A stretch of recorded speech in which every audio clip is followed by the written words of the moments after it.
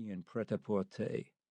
Only Timmie did both, with her boundless energy and success. But even she was exhausted after Milan, and absolutely drained when she thought of doing the show in Paris. The clothes they had shown in New York had been received with even greater than usual kudos from the press. For her entire career, it seemed, Timmie O'Neill had had a Midas touch and could do no wrong in the eyes of the fashion world. Even during the occasional seasons when she had been less pleased with their lines herself, or the critics had been slightly less in love with them, they had done staggeringly well nonetheless. Everything Timmie did, she did well. She threw herself into all she undertook with perfectionism and inimitable style and grace. She was relentless in how hard she pushed herself, far more than anyone else, and what she expected of herself. She had an uncanny knack for predicting what the world would want to wear, live with, and smell like long before they thought about it themselves. Along with their clothing lines, their perfumes were among the biggest sellers in the world.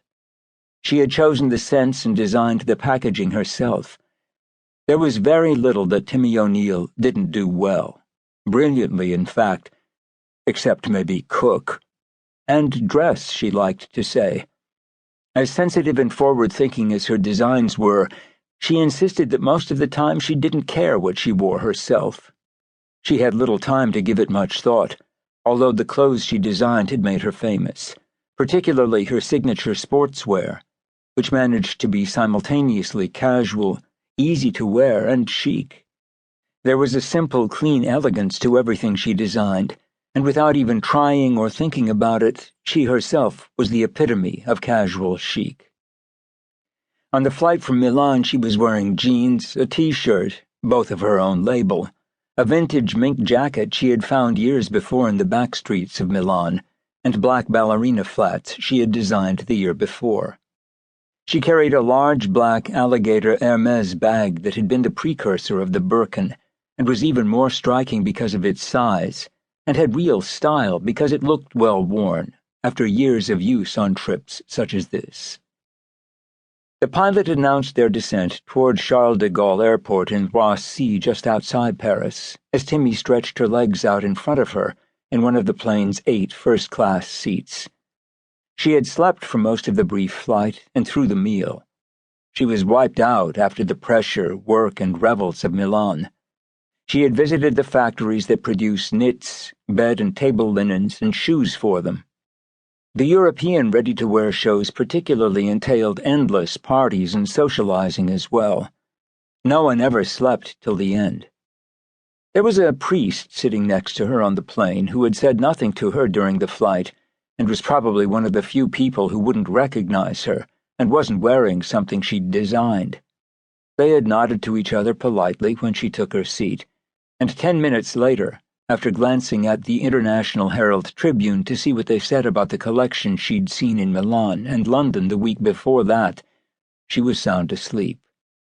As the landing gear came down, she glanced out the window with a smile, thinking of Paris, and then turned to her 2 assistants who were seated across the aisle from her. The priest had been happy to take the window seat, and neither of Timmie's assistants had disturbed her while she slept.